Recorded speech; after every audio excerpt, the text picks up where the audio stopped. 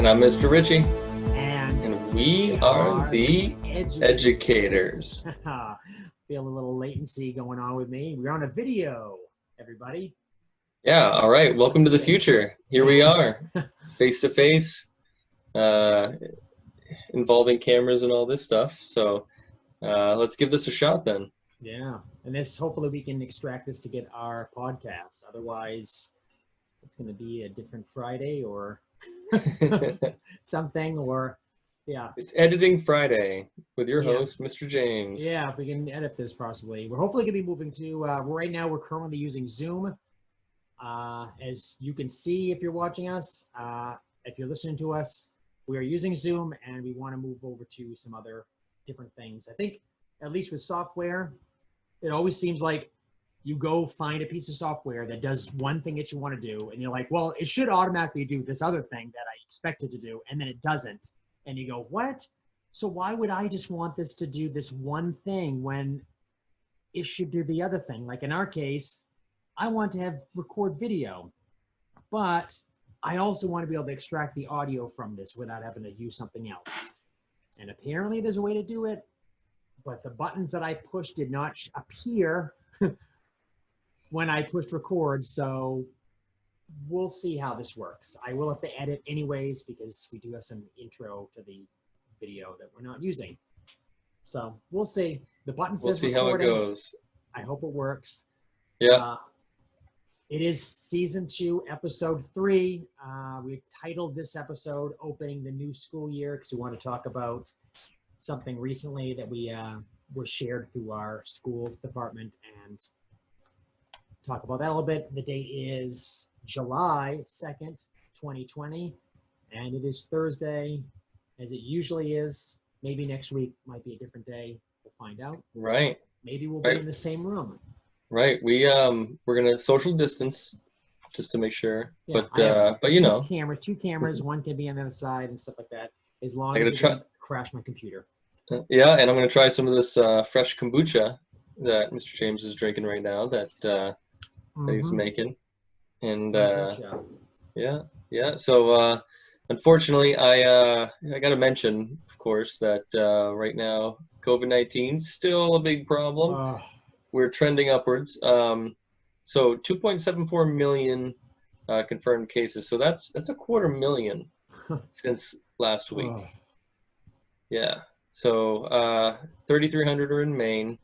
I think that was, I don't remember. I think it was 105 deaths. I heard as of today. Yeah. And Arizona, Texas, Florida, still trending upward pretty steeply. I was actually in a conversation with my friend that was in Florida, or lives in Florida, about this, because it's they at the beginning of this actually stayed relatively flat, and then suddenly it's just the wrong shape of a curve. You don't want to, sure, like I was saying, there's a learning curve. Like if you look at most states, there's a learning curve, and they come out of it. Yeah. And it's like the exact opposite for some of these states. And with us, it's been kind of flat in our state of Maine. So 3,300 in Maine. Our new cases are trending flat. Now, there's these trends going up. Was it 2 weeks ago that we had all of these where people basically protesting wearing masks? I mean, they're still doing that, but then we have some protests going on, and was it exactly 2 weeks, like his incubation period? Do you think we're seeing this result of all this stuff that went on? Guaranteed some of this is a result of all of it, certainly, like, but, in most of the protests I saw a lot of face masks because, anonymity, and a lot of that too. But yeah, I mean, we're seeing a culmination of like our state reopening. I know a lot of other states are too. We're now allowed to dine in at a restaurant, which, in a closed environment, inside, breathing other people's air, and then we have the protests. We have, we have lots of people that are abandoning wearing masks. So like we have all of this stuff from a couple of weeks ago, definitely feeding into what we're looking at today. And in Florida right now, 10,000 cases in Florida one day. Wow. Just from yesterday. And so very interesting stuff going on around the country right now. This And is it's like, why. and people get stuck in these mindsets, you know. It's just this sort of thing where they don't want anything to change their life. They don't want anything to get in their way, and I feel like it's not doing them any favors. Yeah, and I think I mean, and this is not the second wave. No. So many people that this is not the second wave. This is still going to be the first wave. This is the tail that, well, not even the tail. This is like this is the back end of the first wave right now. Yeah, but so I mean, with all of these, well, these very pertinent, crazy things going on, Yeah. me and you, and hundreds of thousands of others preparing for the unknown and the re-entry of going into going back into the schools. Yeah. So we received a survey recently, Mm-hmm. and from our school district, and I'm a school board member of a different district, so I've received a few of these surveys, you know, and it's great to see districts asking for feedback from their staff, from their parents, you know, and It's going to be a things. lot of stuff to sift through, basically. I can't Especially even comments. imagine. You know, luckily it's summer. Hopefully the admin have a few less things that they have to do so that they can sift through all this, because I can imagine some of the results they're getting. And I kept that in mind when filling out my survey. I really didn't get into the weeds too much. I kind of just assumed that I'm along for the ride.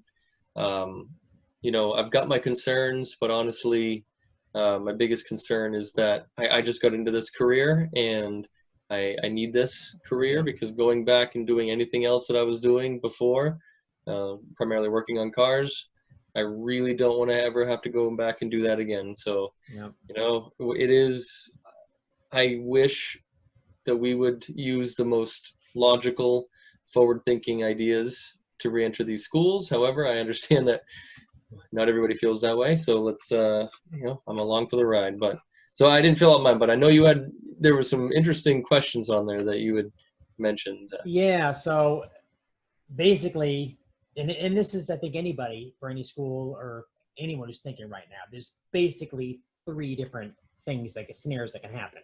There's we all go back. There's a million different things we have set in place. It's going to be very uncomfortable to go throughout our day. Everyone's going to be in masks. Everything's going to be sprayed down. You can't share things. A lot of what teachers set up to be this whole, like, we need to work together, social, emotional, that's going to have to be taken down, or at least stripped down to some bare essentials. Which isn't optimal. Yeah. Without, it's such an important part of education, and yet it's basically, at this point, it's anything to do with social emotional learning is kind of or even shared learning, just even a classroom bookshelf now, you know, has to be looked at differently. Yeah. And then we have one where it's blended, online and in person. And I just heard today that actually a school in Freeport, which is another main town, is actually doing a half and half. So that's going to be half the school is going half the week. Yeah. Okay. That's so they're doing, and then when they're not there, it's going to be a blended. Interesting. They're going to be basically at home. So they're sort of doing this blend thing. Yeah. That was another option for us and it was basically for us to comment on that if we thought, you know, what would there be concerns for that sort of thing. And then, of course, last option is something we've already been doing for the past 3 months. Right. Is completely online, completely virtual, possibly meaning parents not able to work, or children staying home. I mean, a lot of them can't. Or also just pretty much children not being there because their parents refuse to, or are unable to otherwise find accommodations. And I think before this school year ended, everyone got that option that we got that sent. I believe it was last week. We got our superintendent that said, you're going to have a choice to either go to school or not go to school and receive the instruction both ways. So even if some administration makes a mandate that we have to do one or the other or blend, parents will get the choice anyways. So I think the option is it's going to be blended. Yep. I think that's going to automatically happen for that. And then that's going to be the problem because as we've seen, a lot of teachers have not been adapting to this new structure online and doing things. Now, as an after school program that I've had to be part of, I've had to make videos every single week. I've had to keep up with students. I had to write personal letters to every single student in my after school program. And I mean, I enjoyed actually doing all of the things. I don't enjoy telling that all the books that I read had to be taken down because they were copyright infringement as of the end of this last month. So yeah, that was awesome, huh? yeah, just like, hey, all that stuff, it's actually copyright. Not that I expected to get subscribers off that certain thing. I mean, I try to be theatrical with my reading and stuff like that. I do have a theater degree, one of them, but it's with a certain video. I mean, as right now I'm looking at, I have a 1080p camera and I still have some streaming issues. When I'm moving my hands, they don't seem as smooth as they could be. And yeah, people can really pick up when the quality is really bad of this. But that's our issue with that, right? Yeah. Well, we want that quality. I'm really interested to hear from the kids' perspective. You know, I'd like to see. I want there to be a survey to go. And even though we teach young kids, we teach kindergarten through 6, but I want to know what their opinions are. You know, every one of them too. Even the kindergartners. I'd love to know what they think of distance learning. You know, I talked to my kindergartner. You talked to your elementary school age kid, and we figure out what their perspective is. But a teacher's kid always has a different perspective. You know, just to be fair. And I would love to hear from the kids I, haven't seen since the end of school. But what is your opinion of online school? How could it be better? And sounds like a guest we should have. Yeah, right. 2 potential guests. So we get a audio option. So we can't. We have a video option now. So we can't. We couldn't pretend, even though I can. I can make voices. I can't pretend that I'm a kindergartner, but we can actually bring a kindergartner in front of you if we want to do that. Just depends on how syndicated we become. Oh, Luna loves getting in front of a camera. Yeah. You know that. You've seen some of her videos. So we have a new section called I've Got a Rant, and I think I'm going to take this time to do my rant today. I think I'm going to do a rant. Right. So I'm going to set this for 2 minutes. I'm looking at the timer. Yeah, you got the timer. And 5 seconds, I'm going to begin this thing. 2, 1, and go. All right, so I have a rant, and this is about being adaptable to the new situation or being left behind. So a lot of teachers right now are retiring early or leaving their profession because they don't like the way things are going. They're used to a brick and mortar school and teaching what the way they have, which could be with several different, I say buttresses or supports in place to help them where they don't actually have to work as hard because everyone's kind of holding each other up. Whereas the virtual is basically you're on yourself. So work can be measured by how much you personally did each day. And when you get a chance to look at yourself, it is hard, cold reality because you question, am I good enough?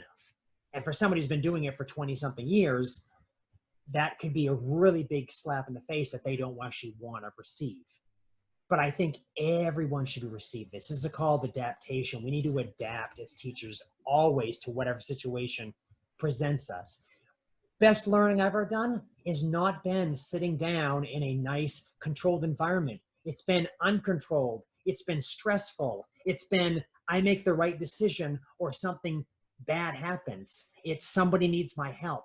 I have to adapt. That is what we're faced with right now.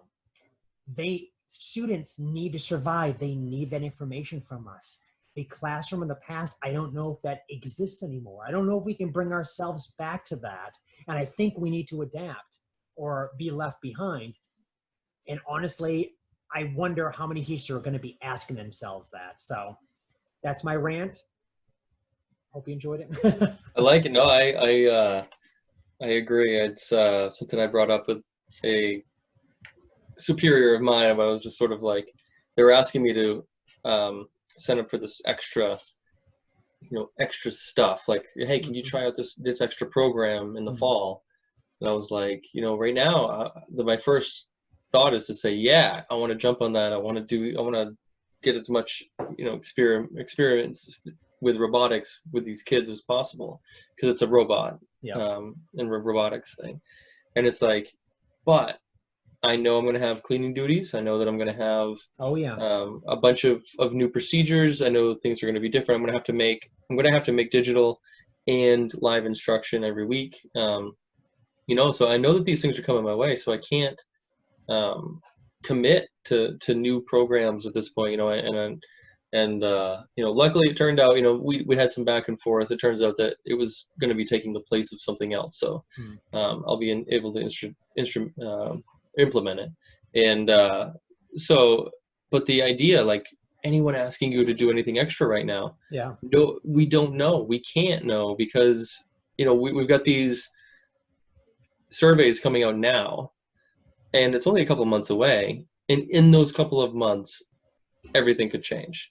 We could see the numbers spike, states shutting back down, 100% back to online learning. I'd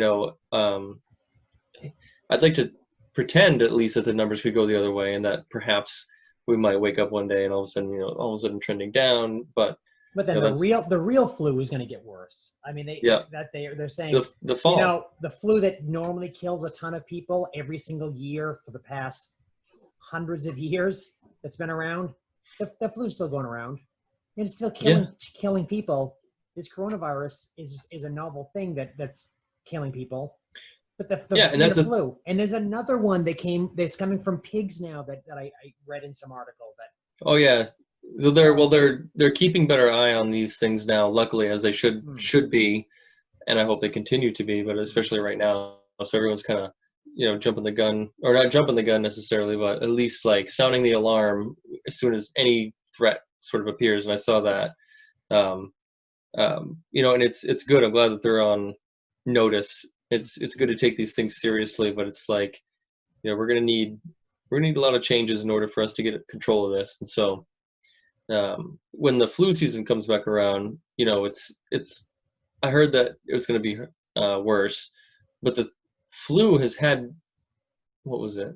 It's been at least 500 years that the flu's been around. Wow. So that's what a largely uncontrolled disease looks like. It mutates into, it's got two major subtypes, and then each mutation from that is an entirely different genome, or not entirely different genome, but like an entirely different creature that, you have to get an entirely different vaccine, and there's hundreds of different types and different strains, and that's why we have to have research into what vaccine to get for the flu for the following year. They start research, 1 year, figure out what's the most virulent, try to anticipate it, implement that vaccination, and it's, of course, we're going to see that happening with coronavirus, the coronavirus, COVID-19, if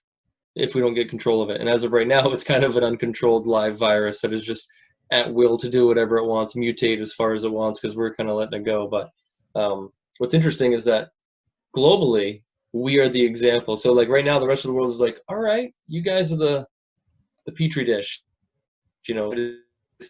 test this out for us. Let us know what this can turn into. We've got our numbers down now. We're doing all right, But don't come to our country, America. But you're banned from Europe now. So yeah, exactly. That's so unfortunate for a lot of reasons too. And it's just, but it is sort of karma coming to bite us, because we could have done more, and we could still be doing more collectively. And that was my rant last week. Yeah, one of the scary things. So, and this is, I could have seen this in a movie. I don't know if Minority Report did this or one of these more futuristic movies.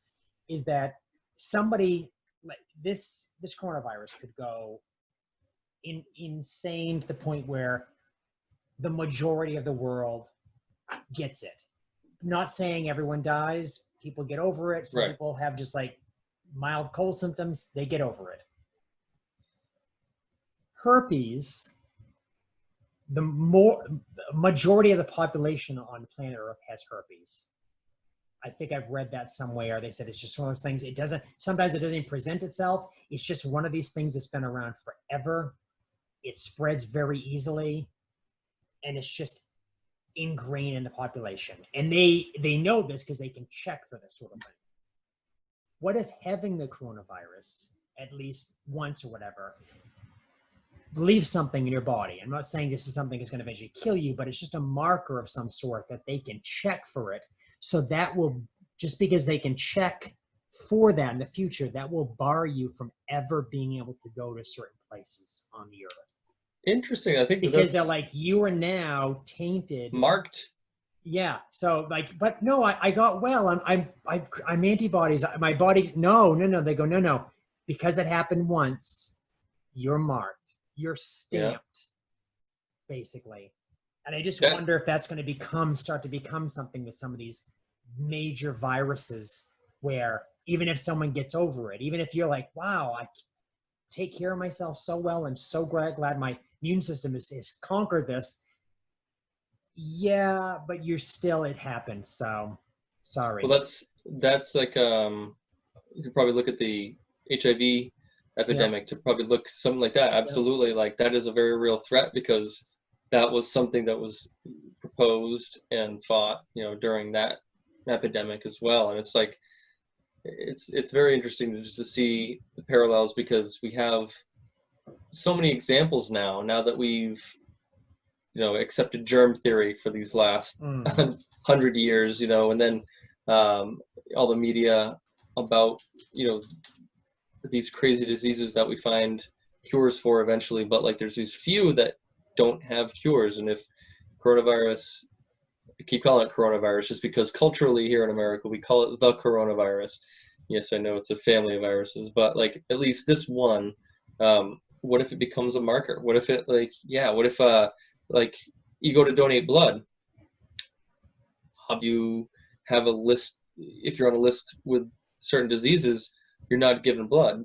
So what if coronavirus is now one of them? And like, slowly that's a real possibility, and that's historically accurate. I mean, that's something that as I mentioned before, I didn't want to bring up herpes because no one ever does, right? I'm looking right now online. It says, according to the World Health Organization, 3.7 billion people under age 50 have herpes simplex virus type 1.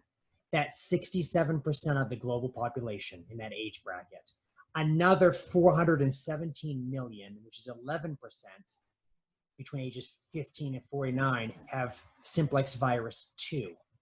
So added together, that is 78% of the world has some form of herpes. Interesting. So that's why I mentioned that. I think I heard that. And it is viral. It's, because I remember once this was getting big, I was like, what other viruses, are contemporary? Like, what, looking into, bacteria versus virus. I mean, yeah, I've got a pretty basic understanding of all that stuff, but when you're in my degree field, I didn't have to do a lot of biology. So, forgive me for that. But looking into this stuff, it's like, God, like, what is a virus? And like the way that I describe viruses too is like that they are the barrier between what is alive and what isn't, and it's just like these incredibly detailed instructions on how to destroy your own body and they get implanted inside of you, and your body just goes like, oh, let's follow these instructions. Let's just, let's destroy ourselves. And it's just a crazy thing. And so yeah, it fits the bill. It fits in here. So, but as far as are we still talking about reentry procedures too? Because I was just going to Yeah, say yeah, that, yeah, yeah, yes, yes.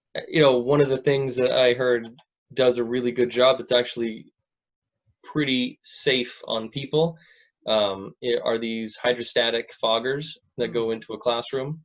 Because like it's one thing to have Lysol and these wipes and stuff like that, because I'm talking about how viruses are not even really alive, basically. But like you've got to have certain things to be able to break down the outer coating of the viral Yeah, I think it's like, is it like particle. a fat coating or some sort of thing that they Yeah, have? Like, yeah.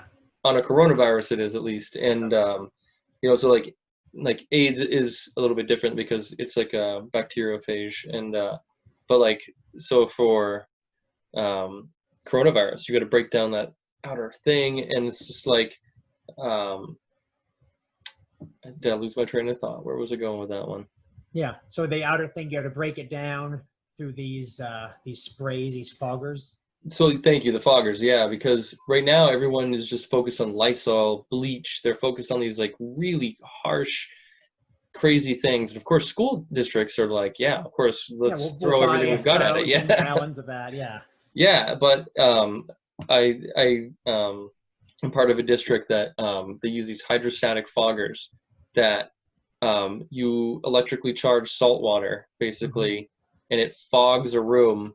And using the electricity, the charge of the fog, the water, will break down that lipid coating and kill the viral particle. Yeah. And the only thing left behind is some water. So yeah, you got to watch out for papers hanging on the wall because of course they'll get a little soaked or whatever. Yeah. But like smart ideas like that, we're dealing with a crazy thing. It's viruses are just so crazy, but like you could come up with some crazy ideas like this that are viable, and could be used on a school to UV re-enter. lights in the doorways. Yeah, UV light. Wow, like it's incredible. Like UV light really breaks it down. Unfortunately, it's not working out so well for Florida right now. They got plenty of UV light, but we need the UV light inside.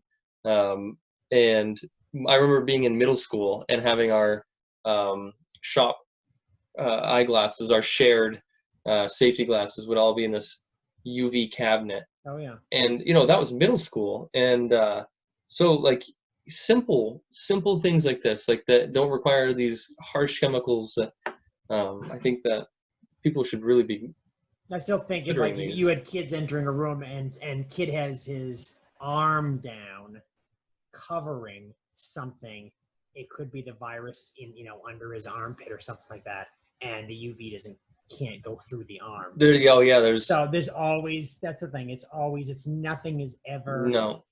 like perfect, and things can still get their way. My one of my biggest things too is about, so say we have this, we discussed already, it's probably going to be more of a blended thing, if only virtual, depending on how virus goes.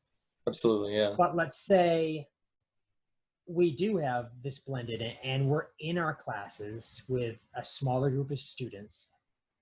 What is to keep, so we're teachers that are these specials, what is to keep students from wanting to ask us how we're doing and how we're making sense of this? I mean, what is to keep them from not focusing on anything besides the fact that we're trying to survive right now? It's like you have a giant fire happening and explosions happening outside, and you're trying to close curtains that don't quite close. You're like, it doesn't matter. It's okay. We're safe. Don't think about that. Let's focus on this less important thing. It's less important than survival. Well, in the week, and especially the week and a half before we left school, I, being a science teacher, so I'm a STEM teacher, so science, technology, engineering, and math, and of course, weeks up until we left school, I was talking about the virus only when prompted. I was trying to avoid it at that point, but just trying to remind people, wash your hands, be mindful of who's sick around you, blah, blah, blah. But I would have these kids come up to me, and they're like, their parents are getting them concerned, and like they're like saying this virus is coming for us, it's coming, and it's just like, trying to talk to the kids then, trying to get them to take control of their situation, because obviously some of their parents weren't quite ready for it. But yeah, I don't know. It's a crazy thing to think about. The blended is an absolute, it's going to happen. And you are obviously safer at home, but the quality of education drops. Yeah. And so I'm really concerned about this whole reentry thing. And I think that there's a lot of ifs, ands, and there's going to be nothing perfect. Like even the hydrostatic foggers, getting someone to run that's not perfect. Hitting everything with Lysol, it's not perfect. Screening for, fevers every day, that's not perfect with asymptomatic. It's taken forever to do that. Oh too. my. Wow. 600 kids. Even half the population, and then doing that, and parents coming to pick up students, and you have to, every one of them has to be, scanned, and even they're like, no, have to. I got this note that says I don't have it. Yeah, but that was yesterday. You could have it today. Like, that's the thing. You could, who knows? Like, that thing. No, I have a fever, but it's not the coronavirus. Well, say right. You have a fever, we can't let you in, and then they're upset, and there's just no winning with all the things that a school has to do. A school is to me, it's like a concentrated community. Yeah. Okay, we've taken the community. You've all had kids. Yeah. Let's put them all under one roof, and let's try to teach them how to become adults and these important things that lay the foundation for understanding how the world works and being part of the world, working in it. But it's concentrated, and we don't have enough people, and we're really trying to take care of you, but it's always like we're always on the edge of not being able to do it.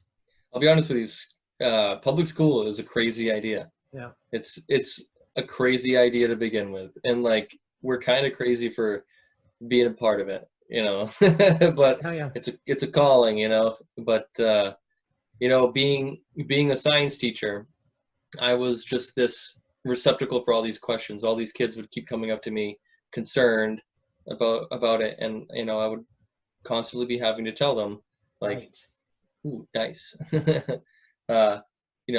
Let us worry about it. Let the parents worry about it. And so I'm so curious how it went. The classes I got to talk to, I'm curious if any of my advice, I had a whole presentation I did for that last week. Mm-hmm. It was great. If only all of the classes could have seen them. But as you can see, I'm still in my classroom. It was a weird way to end the year, so I'm still thinking about those kids and interested to see what this year looks like. That's to me, so I did have an idea, and I'm just going to present this to you and stuff like that. So as a music teacher, if you don't get right now, for those on seeing the video, I have keyboards behind me, I have amplifiers, and my guitar's in the corner, but we don't need to do a music podcast. I'm sure there's plenty of those, and we all have different opinions about that. But as a UA teacher like you are, I had an idea that if we had to be in our classrooms, just for the fact, social, emotionally, of us being in our class, rather than being at our homes or in some mystical world from screens we can do fake, like green screen stuff. If we could be in our rooms and a limited amount of students came to the schools, they could stay in their classroom. Lunches would be delivered to them. UA teachers would be broadcast in from their own rooms, and they would teach a lesson through the camera. Now, I could not, in music, a lot of the stuff was sharing instruments, and we're not sharing stuff that people put in their mouths, but sharing shakers and such they can hold, and claves and such. That obviously can't happen in any sense now, because even if I cleaned it from class to class, passing the entire idea of passing something from one person to the next is completely off the charts right now. It's not happening. I mean, they're going to be socially distanced. Everyone's going to be learning alone. You can be working with somebody else, but it's not, it's through a different way of like, I've got my own thing and you got this and stuff like that. I'm sure there's a way I could get it to work, but it's very time consuming and it's going to take some sort of thing that I can clean. I don't have instruments that can be readily cleaned.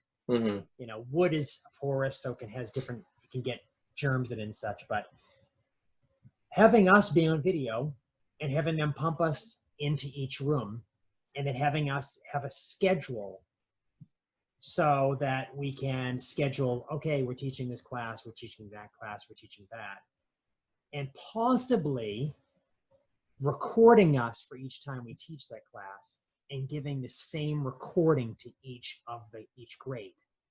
So it cuts down on the amount of time we have to be in there doing that, but it also creates more learning experiences and maybe something additional, which we would all love, some time for one-on-one sessions with students. Mm-hmm.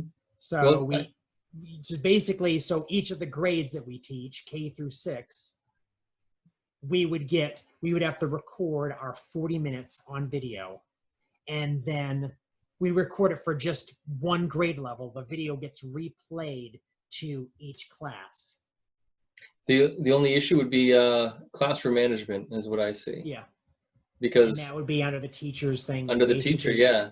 We probably couldn't. We could either show up and try to do something like that, but then again, having us go room to room to room might be right. one of those, hey, you guys could be spreading something, even with your mask on and your face shield and your hazmat suit we make you wear. It could still happen. Whereas if we're in our own environment, we can show off some of the things. We can also give all of our instruction has to be centered on the fact that this is something you can do in front of me or right now where you are, but you can also do this at home by yourself. And a lot of instruction that, especially I know other music teachers have done, have not been able to, something you can replicate individually. It's not something that's promoted for individualism. It's not always that. A lot of it's working together to make beats and find beats and make, keep up with certain rhythms. And it's not always do this by yourself. I mean, that's what we want to happen, but it hasn't been that prime motivation. It's usually starting as a whole and then having them break off into segments. Yeah. Now we have to be totally centered on, please do this yourself. And that's the hardest thing, is that creating motivation. I mean, I talked to some of the parents and said, my son or daughter stopped doing stuff. When they moved online, they stopped actually wanting to do work. They don't even do any of the things. They don't want to log in. It's like, yes, we took a big step backwards. And when we get back to school, it's not just reintroducing students into school again. It's trying to reintroduce them to the year they lost. So they're, instead of classes normally being like 1 year behind, just normally in the fact that, either certain districts that people might work for or just the general education level, we're looking at 2 years, maybe even 3 years behind because of this big setback in the fact that there was no closure and there wasn't enough, education given out. There was no like loose ends tied up. There was no like, hey, guess what? All this math you've been doing, this is why it makes sense. And now you get to all eat cake. There was no cake at the end. Nobody had cake. No. So it's like, it's unfortunate that it's not just the fact that they're going to be in the next grade, but they're going to be literally 2 grades behind. I feel it's going to go back that because they're already, as I saw, most majority of students were a year behind. As far as my standards working, as not my personal standards, but the standards that were set for me, especially through from music education, through the National Association for Music Educators, set national standards and things that I followed. The students were not meeting those standards. I could look at what a 4th grade level and what their 3rd grade level was at. I could try to get my 4th graders to that level, but that was 1 year behind.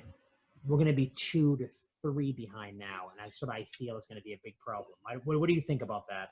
Well, I'm thinking that for my side of things, so like fine motor skills is a big deal in STEM class, building things, working with materials, stuff like that.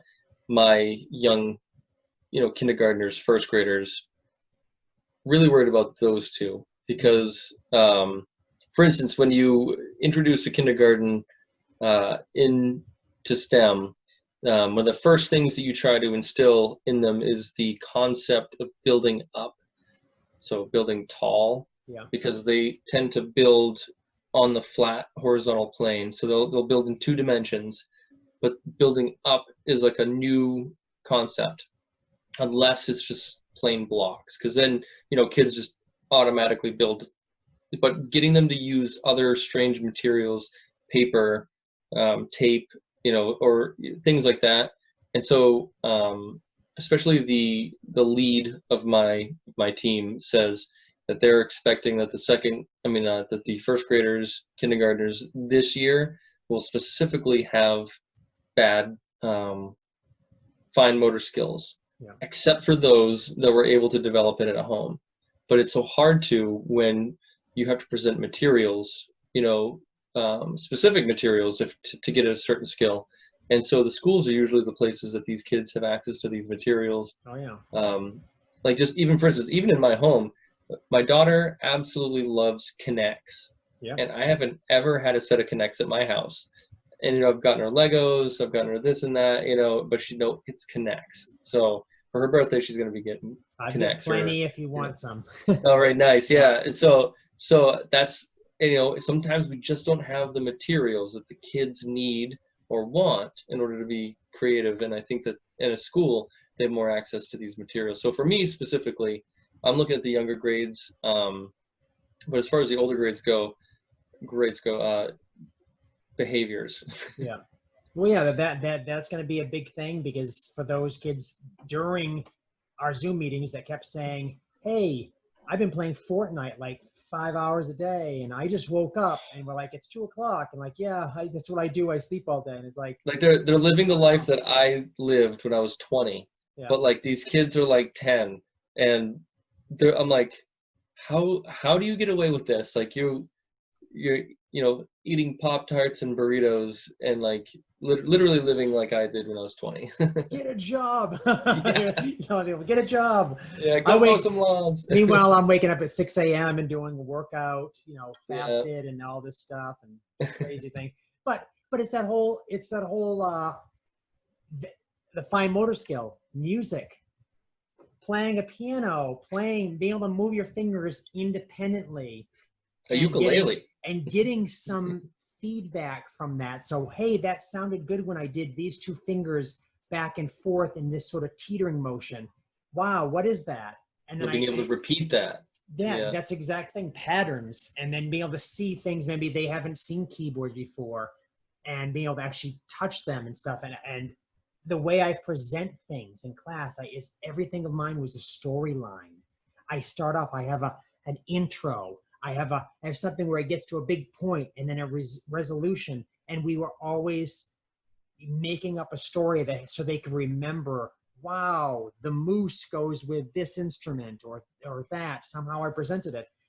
And a lot of my stuff is performing, so I can have them see someone live do this rather than on a screen. Because if you can walk up and tap on someone's arm and see that they're really doing this, then it's no longer this magical thing that you feel completely removed from. It's actually a real person that you can understand and become someday. And I think that's a big thing for these kids that are so used to going on YouTube. You can type in whatever you want, see somebody doing whatever you want. Yeah. But to have somebody do this in front of you, the live show, is something unique. And that's, I think, that we're going to be missing with this blended learning, mixing in online learning, no matter what's the student, whatever it is, there's something about the live show that you always miss out on, right? and then our faces are known by, 600 some odd students, as well as 100 and something staff. you know, and more. I've got, you know, middle school too as well. And they see our face. So teachers that have said, well, you know what? Someone's done much better videos than me already. If you go online, there's so much better. Yes, there's people that that put more money into this thing. They have better lighting. They have high-end cameras. They have great software. They might have some people working for them in editing, or they have taken a long time to learn some tricks of editing as we're starting to learn. It doesn't matter. They don't have your face. They are not you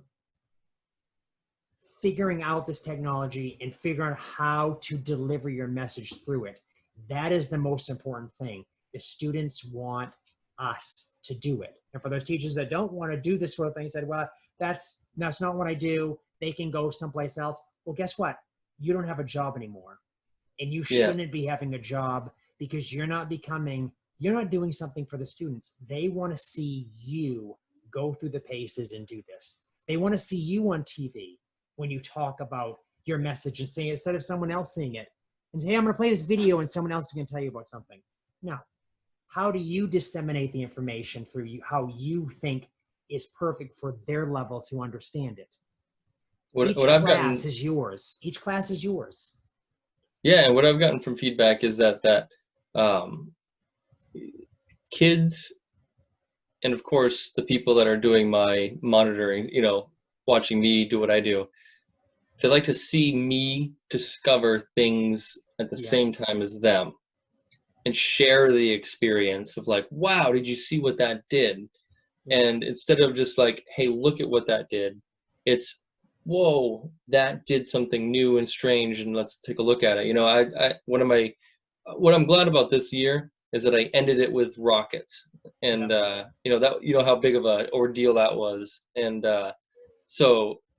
but I went out in high wind conditions, launch a rocket, the wind rips the parachute off, the thing careens down, hits the ground, destroys itself, whatever. I bring it in, show the kids, and I'm just like, wow, look what happened. Like, this is crazy, isn't it? Like, you know, and equally, like, I saw so much excitement over it, and it's because we're sharing an experience. We could look up rocket videos all day long.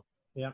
I did too. You know, I show rocket videos on YouTube, you know, things that I wouldn't want to have the kids around, but you know, and then, but to share a real live experience, it was something different. And so even though the future seems to be blended learning, the future does seem to be video learning, I think that us as teachers, we have to remember, we put like the human in the human experience to these kids. Like they're with us for so many hours of a day. They've got to experience life through you and not just through some random stranger on the internet. But. Yeah, and that's why I think we should, you know, pump in for, if we can be in our rooms, which is another thing, because hey, for those that remember, hey, that's the music class. Hey, that's the STEM class. Yeah. Wow. I feel like I'm part of the class again, rather than what they've seen. Oh, they're at home. It's very unfamiliar. Wow, I'm looking at that succulent plant that has a cat planter that I have behind me right now. And what is that? I can't focus on what someone's saying. Uh-oh, what happened? Oh, shut off. Oh, it's you playing a fiddle and a guitar at the same time. Yes, for some reason that just shut off and I'm trying to get it back. All right. Okay, it just says video not happening. Oh, is it back? Make sure camera's powered on, is connected. Wow, that is so funny that I would point behind me and I'm absolutely not stepping on anything or doing anything. It's plugged in. It's plugged in. Oh, it's plugged in, everybody. At least it's a good picture. You know? I know it is funny that that's. I love that you've got 3 instruments and a microphone in front of you. Yes, that was actually a gig I had to do one time. Well, I might have to actually end it with this sort of thing, because I can't. For some reason I can't get the video back. I'm just wondering if the heat is doing something. to this at all. I have this plugged in. I have extra USB ports on my computer, but as well as I have a USB multi-port thing that allows me to have 4 USB ports. So yeah, I'm actually clicking on video. I said, please let me do this, but it's not working. But well, next week, I think we're gonna have a guest speaker, perhaps, maybe, and so I'm looking forward to that. And as for today, we're looking for some realistic reentry procedures for schools, and looking forward to your comments. If anybody has anything to say, anything to add, please let us know. We are now, as you can see, trying our best to expand into the video format. Yes, some issues occur on day one. That is to be expected. But so please let us know what you think. We have no sponsors, so I'm not going to mention any sponsors right now. And you'll hear the one sponsor at the beginning of the podcast, which is Anchor, which is a great place to put your podcast out. They can host you, and it's not going to run out of space like a SoundCloud will or any other place that I actually tried to look into. It's so many different places you could throw a podcast up online. Anchor, honestly, save your time. It's the best. Yeah. And hopefully we're going to be finding that not just YouTube will be the video thing, but a video. At least YouTube. Yeah, a YouTube channel will be made. And if you're watching this right now, hey, welcome to our YouTube channel. Right. That's going to happen. All right. Well, I am Mr. James. And I'm Mr. Ritchie. And we are the Educators. See you later.